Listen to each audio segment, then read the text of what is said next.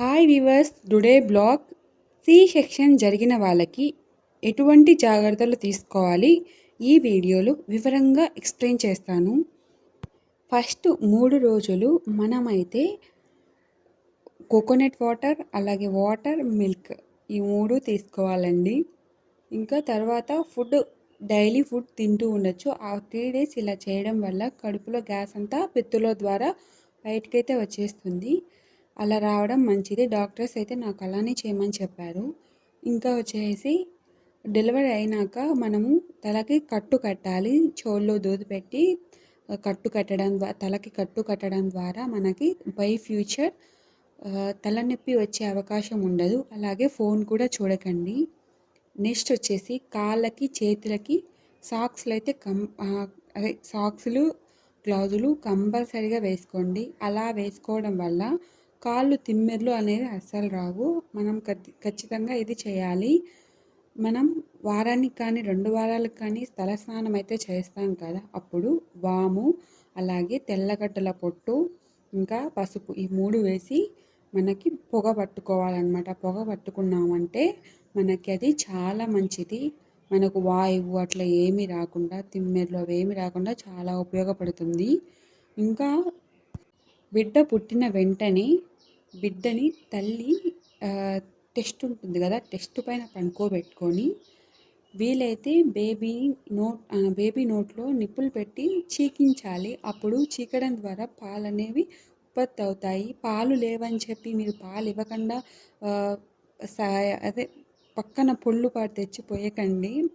మీరు చీకిస్తూ ఉన్నారంటే ఆటోమేటిక్గా అవే ఇంప్రూవ్ అవుతాయి. తర్వాత అయినా కూడా సి సెక్షన్ జరిగిన వాళ్ళకి 4 months లేదా 5 months అంతకుమించి పాలైతే ఉండవు. ఇది నా ఎక్స్పీరియన్స్.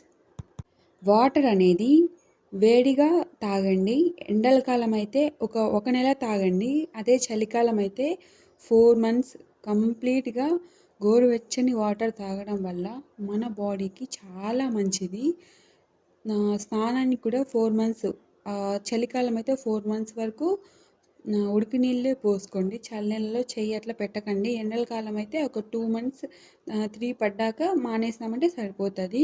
ఇంకా కుట్లు మానడానికి మనమైతే వంకాయ, ఒట్టు చేప, ఇంకా చీము ఎక్కే పదార్థాలు ఏవి తినకండి.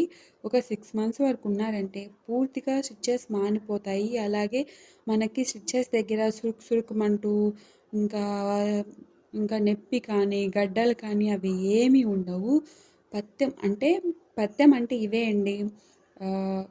చీము ఎక్కే పదార్థాలు ఏవి తినకండి. పథ్యం ఉండడం చాలా మంచిది మనకి.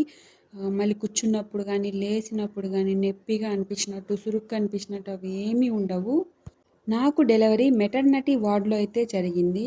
అక్కడ డాక్టర్స్ అయితే నాకు ప్రతి ఒక్కటి క్లియర్గా ఎక్స్ప్లెయిన్ చేశారు. ఎలా అంటే హాస్పిటల్లో ఉన్నప్పుడు మనం ఏ ఫుడ్ అయినా తీసుకోవచ్చు.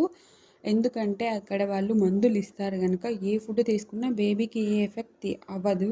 అదే ఇంట్లో ఉన్నామంటే మనము బేబీని అంటే ఒకప్పుడు ఒక జామ పండు నేను తిన్నానంటే నెక్స్ట్ డే బేబీకి జలుబు చేస్తుంది. అది దాన్ని చూసుకుంటూ మనమైతే తినాలి. బాగా చల్లనీళ్ళు తాగేయడము అట్లాంటివి ఏమీ చేయకూడదు. ఎందుకంటే బేబీకి జలుబు చేస్తుంది. ఇంకా దగ్గు అట్లాంటివి వాళ్ళు చిన్న పిల్లలు కదండి, అవి వాళ్ళు చెప్పలేరు.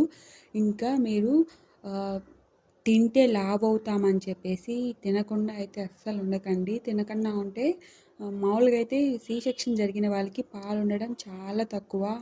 మీరు తినకుండా డైటింగ్ పాడు చేశారంటే ఉన్న పాలు కూడా పోతాయి. కనుక మీరు బాగా తిని హెల్తీగా ఉండండి. వెయిట్ లాస్ అయితే మళ్ళీ 1 year తర్వాత అయినా చేయొచ్చు. అది పెద్ద ప్రాబ్లం కాదు. వాటర్ అనేది ఖచ్చితంగా రోజుకి 10 liters వాటర్ తాగాలి. నేను డాక్టర్ దగ్గరికి వెళ్ళి నాకు పాలు బిడ్డకి సరిపోలేదంటే మీకు కడుపు వస్తుందని నీళ్లు తాగకుండా ఉంటారమ్మా, అలా ఉండకండి. నీళ్లు బాగా తాగండి. కడుపు నీళ్ళ వల్ల రాదు, దానికి దీనికి సంబంధమే లేదు. మనం నీళ్లు బాగా తాగామంటే పాస్ వస్తుంది కానీ కడుపు రాదు అని డాక్టర్ అయితే నాకు చెప్పాడు. ఈ వీడియో మీకు నచ్చితే లైక్ చేయండి, షేర్ చేయండి, సబ్స్క్రైబ్ చేయండి. ఎందుకంటే ఇలా తెలియని వాళ్ళు కూడా ఉంటారు, వాళ్ళ వరకు ఈ వీడియో అనేది వెళ్తుంది.